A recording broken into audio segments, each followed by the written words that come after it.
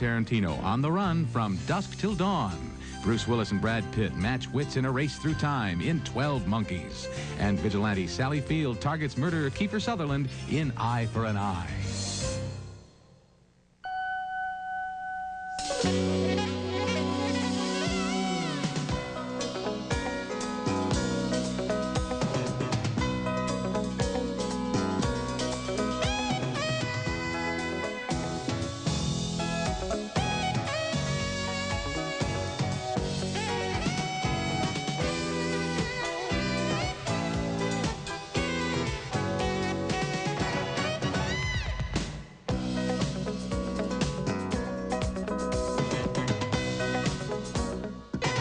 What did I tell you? What did I say to you?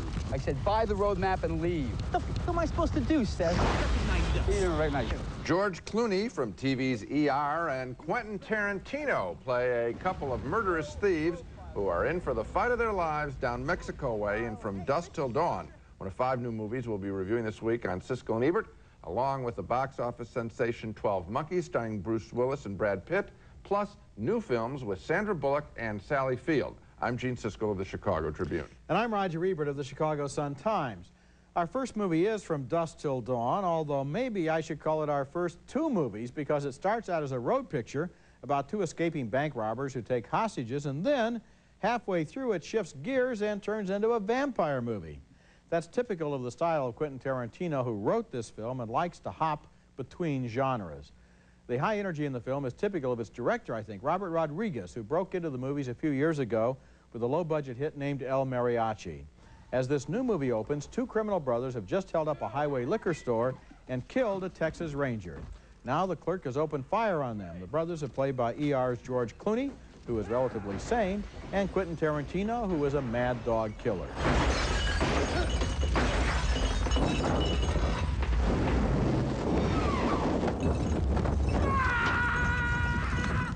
Trying to escape across the Mexican border, they take hostages.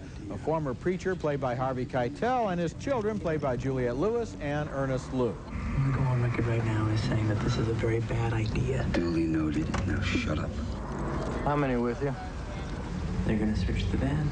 As long as you don't act like a nut, we're going to be just fine. They end up in a scummy bar where almost everyone is actually secretly a vampire, and there's a lot of gory action.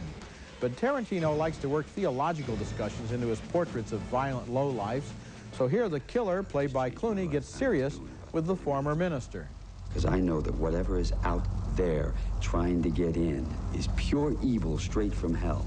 And if there is a hell, and those sons of are from it, then there has got to be a heaven, Jacob. There's got to be.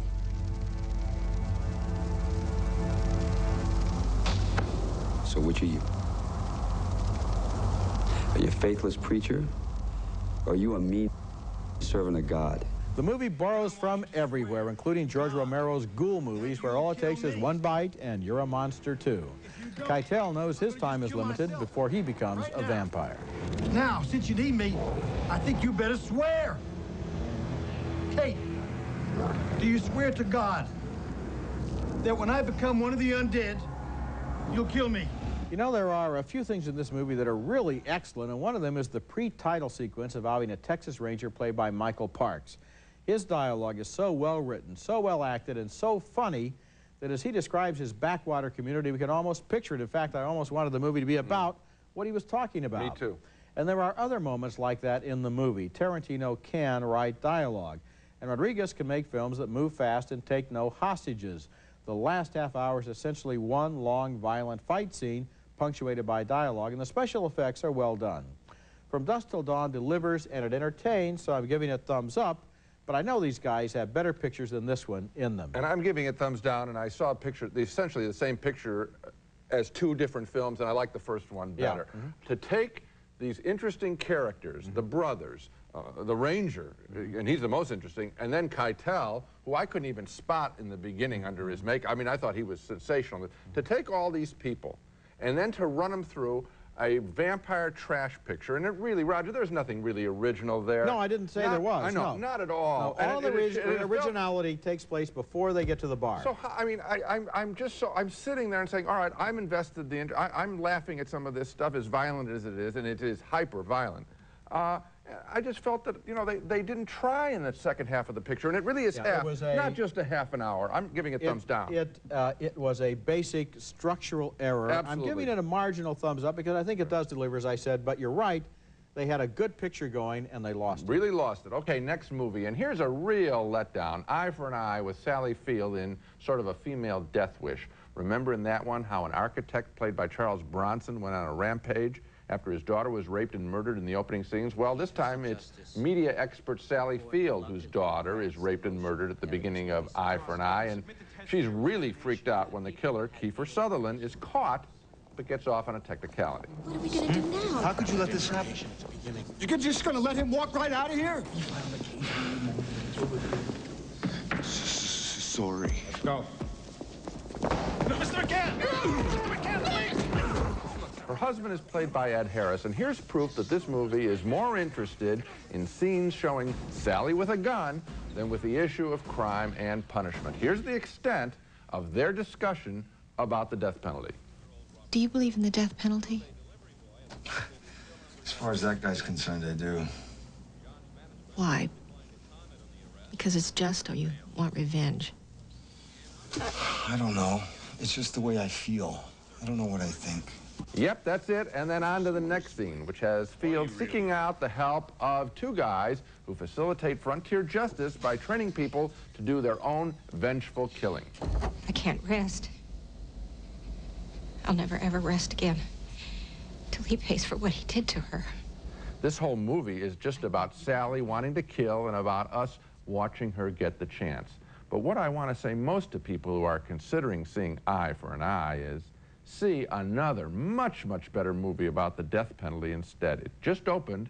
It's called Dead Man Walking, and it stars Susan Sarandon and Sean Penn and offers far better criticism of Eye for an Eye than I ever could. Boy, I'm with you all the way on this one, Gene. You know, if I were teaching a high school class and trying to help young students learn to be able to evaluate movies on their own, I would show those two movies and ask them to compare them. Because Eye for an Eye is shameful in its manipulation. It made me feel unclean in the way that it was basically insulting my intelligence by leading me to this conclusion where I'm supposed to cheer Sally Field's action. And then at the end of the film, they cop out. She doesn't really do what she's set up to do during the entire movie. There's a little plot twist, so she doesn't really have to take the full responsibility. So that's dishonest, too. Oh, of course. And on the other hand, Dead Man Walking is right down the line in terms of really trying to be intelligent and fair about this Just issue. as a note on Eye for an Eye, there's another person involved in the project, John Schlesinger, who made the great Midnight Cowboy and Sunday Bloody Sunday, and he's fallen, I'm afraid, with this picture. Okay, when we come back, the time travel saga 12 Monkees, starring Bruce Willis and Brad Pitt. I'm not crazy. Of course not. Of course not. You want to escape, right? That's very sane. That's very... I appreciate your volunteering. You're a very good observer, Cole. Thank you.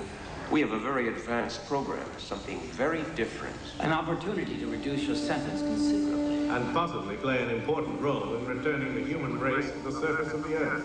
Bruce Willis plays a prisoner in a future world where human life has almost been wiped out by a plague, and he is urged, in fact almost ordered, to volunteer for a journey in time to discover the origins of the deadly virus. That's the setup for Terry Gilliam's 12 Monkees, which is a complex and challenging science fiction fantasy with some good acting and some unexpectedly poignant elements. Traveling back to 1990, the confused and disoriented Willis tries to tell people he's from the future, but all that does is get him hooked up with a psychiatrist played by Madeline Stowe. He meets her again on a trip to 1996. 12 monkeys. Wait, here. Here, do you see it? You see? I see some red paint, some marks. Marks, you think that... Oh, this is Hey! Don't you do anything crazy. In several trips to the past, Willis runs into a weird mental patient played by Brad Pitt, who seems to have important things to say if only he could say them. These teeny tiny invisible bad things called germs that get into your body and make you sick, huh? He's trying to get doctors to wash their hands. What is this guy? Crazy? Huh? Teeny tiny invisible, what do you call them? Germs, huh? What? The key to the Willis character is his own disorientation as he's jerked around in time. Finally, in an ironic development, he doesn't believe he's a time traveler, but the psychiatrist does. You had a bullet from World War I in your leg, James. How did it get there? I don't know. Look, You said that I had delusions, that I created this world. You said you could explain everything. I can't! I'm trying to, and... Anyone who has seen Terry Gilliam's 1985 film Brazil will recognize some of the elements of 12 Monkeys, especially the totalitarian future bureaucracy and the enormous sets, which all seem rusty and shabby and leaking. The future in his movies always needs a coat of paint.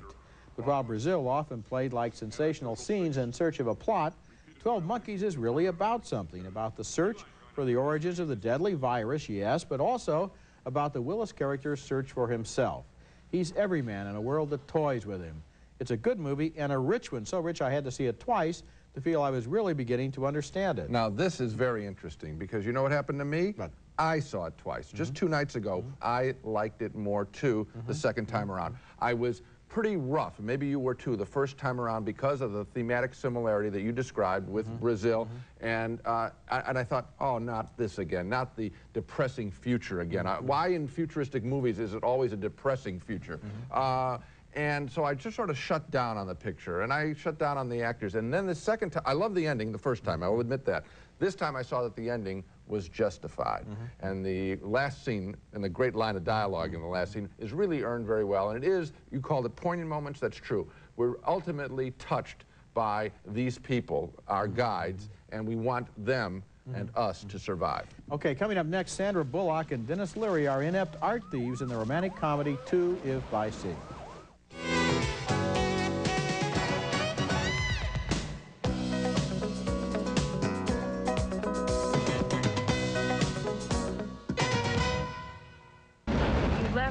Stolen car at the train station, honey.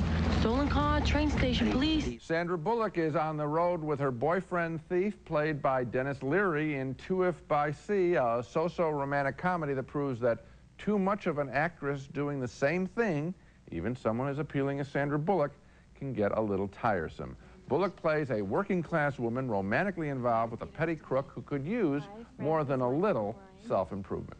I, Frank O'Brien, Swear that I will get a job, pay taxes, and settle down like a normal human being. What kind of job? Denis Leary, however, has stolen a painting as the film opens, and as the cops chase him, he and Bullock exchange offbeat dialogue about appropriate costumes for Halloween. So a guy dressed up like a bat, that's okay, right? But a guy dressed up like a cat is a fan? Yeah, Batman's different. He's got the cape and the cowl. And spends all his time with a teenage boy. Talk to the hand, all right? Getting rid of the painting takes them to the unoccupied island home of a rich couple in New England where they have movie-cute fun together. Where'd you learn how to fish?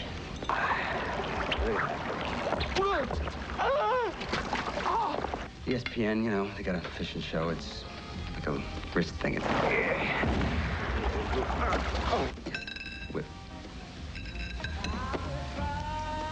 Here's what I felt throughout 2 If by Sea. I think Sandra Bullock should slow down the pace of her light romantic comedy movie making. With her talk show appearances and 3 movies in just 10 months, her delightful qualities, and she has a lot of them, are losing their freshness. Also, the premise of 2 If by Sea doesn't really have enough dramatic tension. We really aren't made to care what happens to the painting or, frankly, to her love affair. Not a bad film, just a trifle. Oh, I think it's a bad film, and I think that one of the problems is they really fell in love with dialogue that nobody should have really fallen in love with. There was too much talk in this movie. It's not as interesting as it should be. Like the costumes, the Hollywood. I mean, that's just, you know, that's just a writer. You know those radio ads where the couple talks about in a cute way? Well, they're selling you something else. Yeah, it's like 2 hours of that kind of banter, and you want to say, oh, come on, just get off it. Now, what do you think about what I said about Bullock? Well, it's like a broken record. She needs to try something new, and I'm looking forward to seeing her next picture. When we come back, a spoof of black inner-city movies called Don't Be a Menace to South Central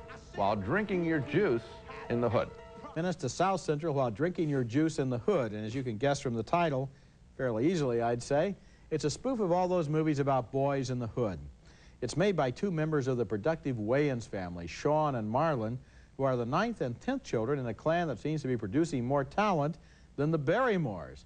And if you're familiar with the movies it's satirizing, you will recognize Boys in the Hood, South Central, Poetic Justice, Menace to Society, and even some of those breakdancing movies. Here's a typical scene featuring Omar Epps, star of Juice and Higher Learning, in a parody of his movies. You know Malik is the first one in the hood to go to college? Yeah. Finally, someone from the hood is gonna make it. Here it is, Hope. Another easy target, police picking on young black males. With the tip of your finger, touch the tip of your nose.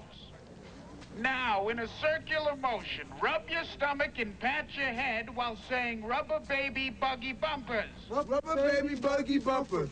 Shawn Wayans falls for a neighborhood beauty played by Tracy Sherelle Jones, who seems to get pregnant on an accelerated schedule. Now, children, what do you say when you meet a nice man? Are you my daddy? I had a lot of conflicting thoughts while I was watching this movie. First of all, I have to say there are some big laughs. There really are, and the audience seemed to enjoy it. After it was over, though, it left me feeling kind of sad and empty because the movies it satirizes were trying to say something serious, and this movie undermines and ridicules their message. Another thing, the satire isn't as finely tuned as it could be, and it doesn't find many worthy targets. A lot of it isn't satire at all, but simply the parading of negative black stereotypes, which if the movie had been made by whites, would be instantly categorized as racist. I'm trying to draw a line here, trying to get the joke and not be too serious, but boy, it's hard to do, and I can't recommend Don't Be a Menace. Oh, I recommend it. I laughed throughout, and you know, if it had been made by whites, well, you know, if somebody had been made by, black movies had been made by, I mean, if you get into that kind of thinking, Roger, it's like you don't want to acknowledge that you had you did acknowledge you had a good time in laughing at the picture. I had a good time at part of the picture. It wasn't that well made. Oh, come on, Roger. It didn't continue to build after It is as well made as... And here's another it's as well made, wait a second. It's satirizing good movies. That's right. And the films like Airplane and Hot Shots are satirizing bad movies. Okay, but are you saying, think about this, just as a high principle now we're discussing. Okay. Are you saying that there are subjects that are off limits for satire, high-minded pictures are off limits for satire? No, I'm not saying that at all. Sure sounds like it. No. What I'm saying is, this is not a high-minded picture. No. Oh, I see. No, sure, if they want to, I said in my review, the satire is not very sharp. Basically, a lot of the scenes are not really satirizing other movies, they're just making fun of black stereotypes. Such as the woman who has all of the kids and they don't know who their daddy is. Which of the movies, the good movies, is that one from? It's a joke. It's a joke, and they're having fun with it, and people are recognizing it. You've got some guilt trip working on in your head. No, I don't have guilt. Oh, yeah, absolutely, because I think if you were a freer spirit, you'd say, this is funny. Would you like to see a movie just like this about Jews? If the picture were funny, I'd be laughing. I don't think we'd see that movie being made. Well, I don't know, Roger, but that's I don't think so. Is that the essence of your criticism of a comedy? It's not. If it's not funny, then it is the essence. But you said it was funny. You've got to rethink your thoughts on this No, I said there picture. Were some things in it that gave me big laughs. And those were okay. Coming up next, our video pick of the week, one of the best little-seen movies of 1995. Ebert's Video Pick of the Week, brought to you by Orville Redenbacher's Gourmet Popping Corn, the best part of the movies. My video pick of the week is a movie that will have you asking a lot of questions about its central figure. Is the woman really sick? Is the air around her really poisonous? Does she enter a cult? Or is she on the road to recovery? And why should we care? Those are just some of the questions raised in a provocative, disturbing, memorable film from last year called simply Safe, about a Los Angeles housewife who feels most unsafe at home and on her round of daily errands. She's played beautifully by Julianne Moore. At the health club, I saw a flyer. So, you think this is what's made you, I mean, why you've been sick? Because of bug spray? As her condition worsens, she hears about a clinic in the desert that caters to people who can't handle their environment. Is this a con job? We are one with the power that created us. We are safe, and all is well in our world. Director Todd Haynes is a distinctive stylist, and Safe, I think, is one of the most quiet, truly creepy films I've seen in a long time. It's now available on home video. It's my video pick of the week. Now let's recap the movies we reviewed on the show. A split decision on From Dusk Till Dawn. I thought the film really got tedious after a while in that vampire bar. Roger didn't like that part too, but on balance, he gives the film thumbs up. 2 thumbs down, way down for Eye for an Eye, the exploitive Death Wish clone with Sally Field. 2 thumbs up for Terry Gilliam's 12 Monkees, a convoluted science fiction film that we both found had more heart the second time around. 2 thumbs down for Two If by Sea, with Sandra Bullock in a no-brainer comedy with Dennis Leary. And finally, we split on Don't Be a Menace. I thought it was a very funny parody of the Boys and the Men in the Hood pictures. Roger, however, felt the satire wasn't as good as it could have been. So 12 Monkees is the one we're recommending this week, and it's almost like if you're going to see it twice. And I think that on Don't Be a Menace, my bottom line is blacks have a right to satirize themselves just like any other group. Oh, I agree with that. And I think they did it well this time. That's it for this week, and they're not really satirizing themselves, they're satirizing films about themselves. That could lead to a long discussion. I'm sure we'll have it. That's it for this week. Next week, we'll be back with reviews of more new movies, including Bed of Roses, starring Kristen Slater and Mary Stuart Masterson as strangers who fall in love. And also, Screamers, starring Peter Weller in a weird war against machines on another planet. That's next week, and until then, the balcony is closed.